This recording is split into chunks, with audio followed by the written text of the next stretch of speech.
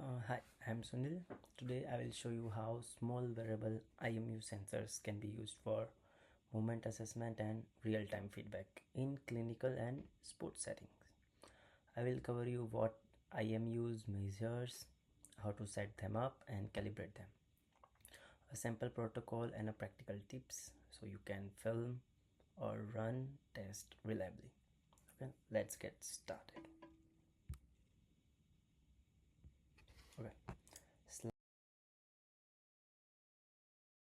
Slide 2, learning objectives. Quickly, here are the learning goals. By the end, you will understand 1. What IMU measure and why they are useful. 2.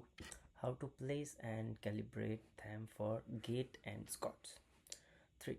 How to interpret basic outputs like joint angles and gait speed. And 4.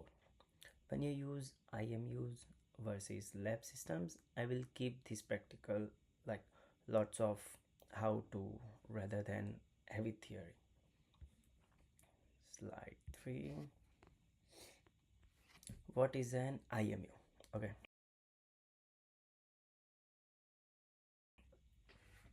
An IMU or inertial measurement unit is a tiny wearable sensor that usually contains a 3-axis accelerometer, a 3-axis gyroscope, and often a magnetometer. The accelerator senses linear acceleration and gravity. The gyro sensor angular velocity, and the magnetometer gives heading relative to earth field. Okay, the device microcontroller fuse this signal and streams data to your phone or laptop. In practice, that means you can record orientation and movement continuously outside a biomechanics lab, always gym or on the field. Okay, now sensors, axis and data. Okay, a practical note about axis: every sensor has an X, Y and Z. Accelerometer gives you gravity pulse plus dynamic acceleration.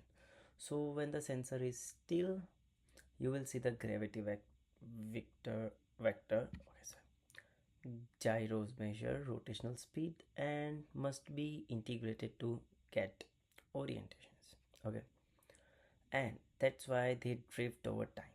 The magnetometer helps correct you drift. Most devices do this fusion internally using filters like MedQuick or a complementary Kalman approach. So you usually get stable orientation data if you perform a good calibration. Okay, now we will go for sensor placement gate example. Okay, placement matters a lot.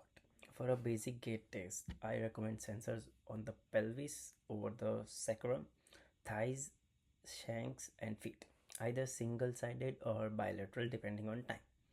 Attach firmly elastic straps, velcro, or medical tape over bony landmarks. Reduce soft tissue wobble. Always mark or note anatomically landmarks like the axis and lateral femoral so you can be consistent across sessions. Consistency, reliable change detections. Now we will go for calibration, T-pose and neutral stand. Okay. Calibration is the make or break step. A quick static calibration. A neutral stand or T-pose lets you align the sensor's axis to anatomical axis. You can also do a short functional calibration, for example, repeated hip flexions to better identify joint axis. If you skip or rush calibration, joint angle error balloons so that 20 to 30 seconds per subject to perform and record calibration pose. It pays off. Now I will go for the example protocol. 10-meter walk test. Okay, with angle plot. One simple high value protocol is the 10-meter walk. Place sensors on the pelvis and shanks. Sample at about 100 Hz. Have the subject walk at a comfortable pace and record a turn and return. If you like, from the IMU signals, you detect heel strikes and the toe offs to compute gait speed, step length, cadence, and stance or swing percentage.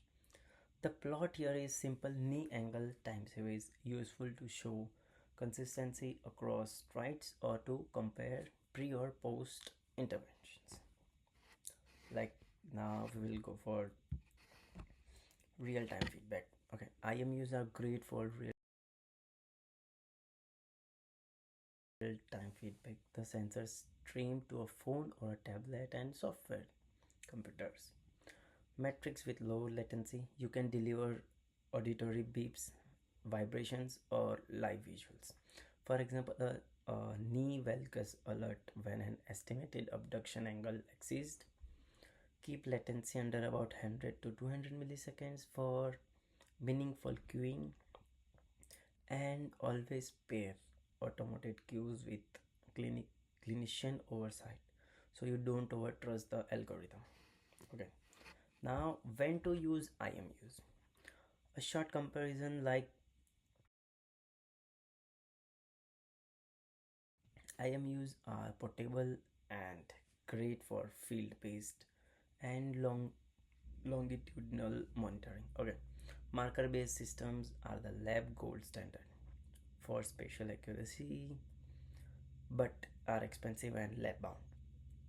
Markerless camera systems are convenient but suffer from occlusions and lighting issues. Use IMU when you need continuous out of lab data or repeat monitoring.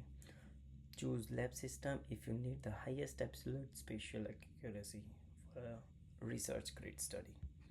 Okay, now the key takeaways. And